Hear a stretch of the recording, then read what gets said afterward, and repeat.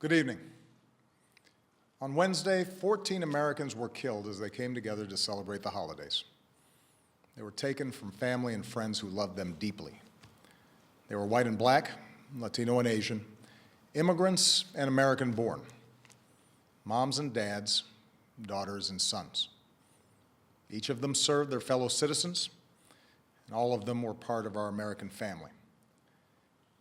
Tonight, I want to talk with you about this tragedy, the broader threat of terrorism, and how we can keep our country safe. The FBI is still gathering the facts about what happened in San Bernardino, but here's what we know. The victims were brutally murdered and injured by one of their co-workers and his wife. So far, we have no evidence that the killers were directed by a terrorist organization overseas or that they were part of a broader conspiracy here at home. But it is clear that the two of them had gone down the dark path of radicalization, embracing a perverted interpretation of Islam that calls for war against America and the West. They had stockpiled assault weapons, ammunition, and pipe bombs. So this was an act of terrorism designed to kill innocent people. Our nation has been at war with terrorists since al-Qaeda killed nearly 3,000 Americans on 9/11. In the process, we've hardened our defenses, from airports to financial centers to other critical infrastructure. Intelligence and law enforcement agencies have disrupted countless plots here and overseas and worked around the clock to keep us safe. Our military and counterterrorism professionals have relentlessly pursued terrorist networks overseas, disrupting safe havens in several different countries, killing Osama bin Laden, and decimating al-Qaeda's leadership. Over the last few years, however, the terrorist threat has evolved into a new phase. As we've become better at preventing complex, multifaceted attacks like 9/11, terrorists turn to less complicated acts of violence like the mass shootings that are all too common in our society. It is this type of attack that we saw at Fort Hood in 2009, in Chattanooga earlier this year, and now in San Bernardino.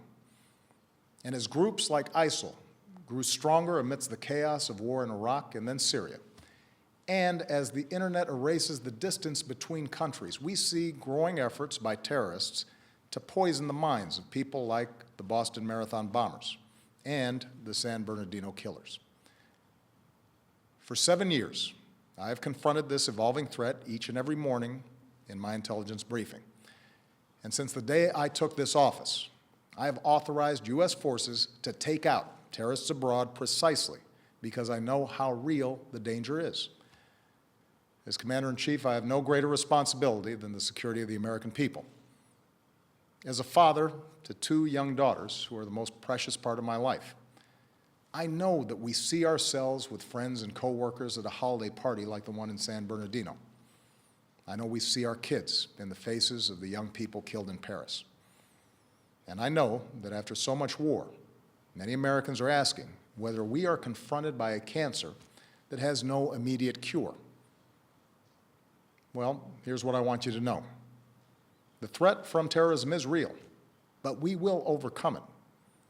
We will destroy ISIL and any other organization that tries to harm us. Our success won't depend on tough talk or abandoning our values or giving in to fear. That's what groups like ISIL are hoping for.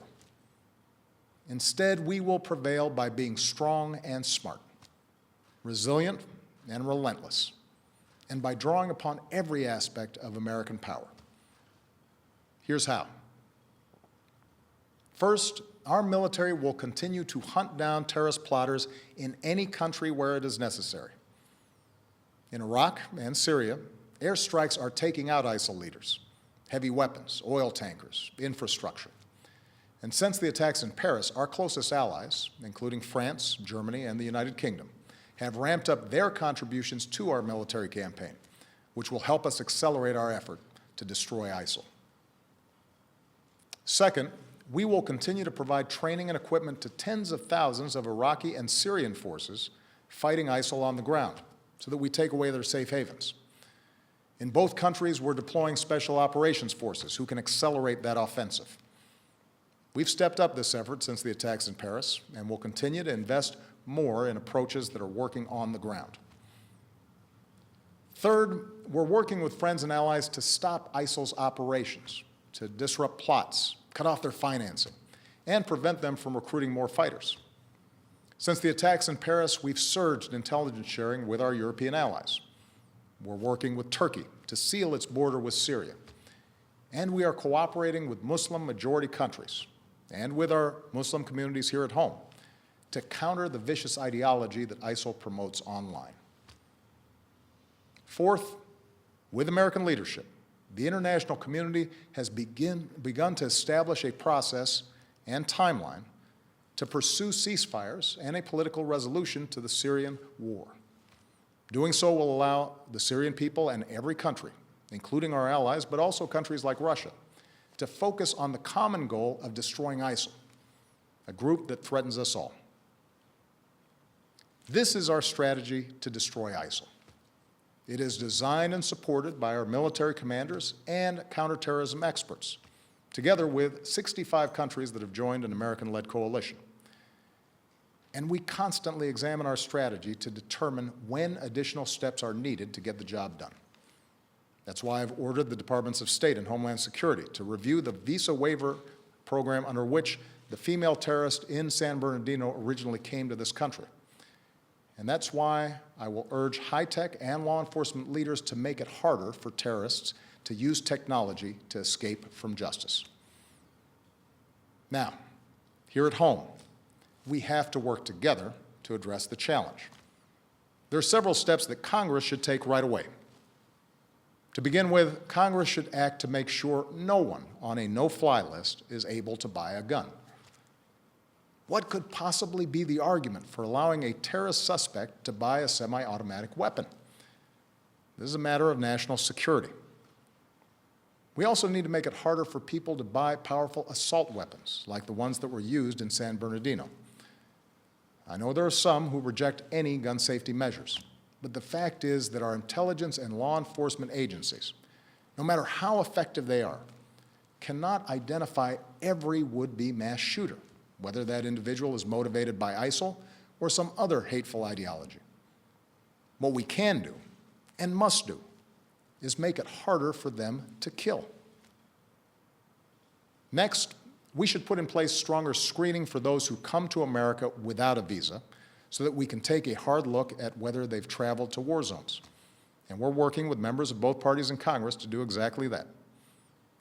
Finally, if Congress believes, as I do, that we are at war with ISIL, it should go ahead and vote to authorize the continued use of military force against these terrorists. For over a year, I have ordered our military to take thousands of airstrikes against ISIL targets. I think it's time for Congress to vote to demonstrate that the American people are united and committed to this fight. My fellow Americans, these are the steps that we can take together to defeat the terrorist threat. Let me now say a word about what we should not do. We should not be drawn once more into a long and costly ground war in Iraq or Syria. That's what groups like ISIL want. They know they can't defeat us on the battlefield. ISIL fighters were part of the insurgency that we faced in Iraq. But they also know that if we occupy foreign lands, they can maintain insurgencies for years, killing thousands of our troops, draining our resources, and using our presence to draw new recruits. The strategy that we are using now, airstrikes, special forces, and working with local forces who are fighting to regain control of their own country, that is how we'll achieve a more sustainable victory. And it won't require us sending a new generation of Americans overseas to fight and die for another decade on foreign soil. Here's what else we cannot do.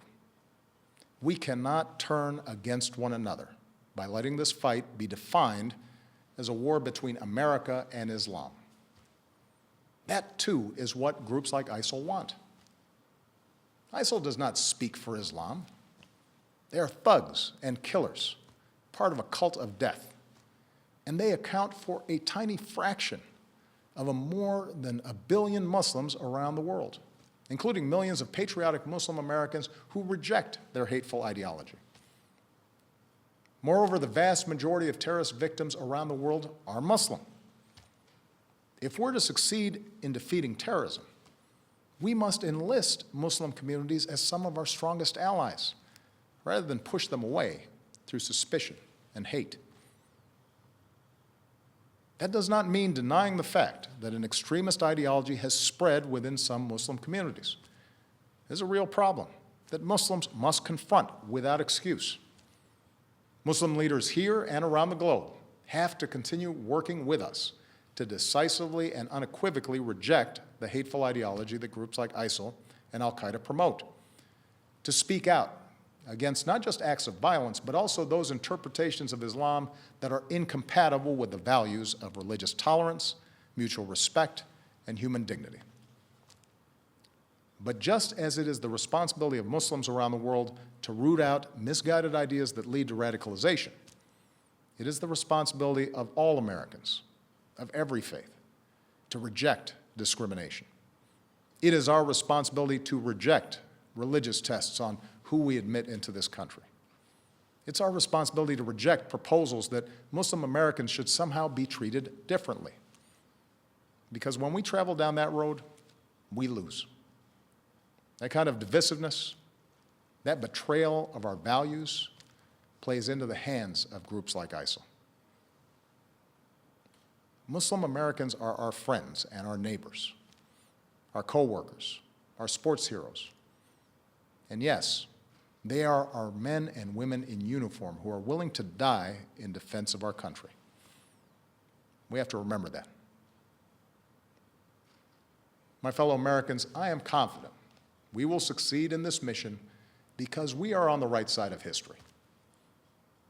We were founded upon a belief in human dignity, that no matter who you are or where you come from or what you look like or what religion you practice, you are equal in the eyes of God and equal in the eyes of the law. Even in this political season, even as we properly debate what steps I and future presidents must take to keep our country safe, let's make sure we never forget what makes us exceptional. Let's not forget that freedom is more powerful than fear, that we have always met challenges, whether war or depression, natural disasters or terrorist attacks, by coming together around our common ideals as one nation and one people. So long as we stay true to that tradition, I have no doubt that America will prevail. Thank you. God bless you, and may God bless the United States of America.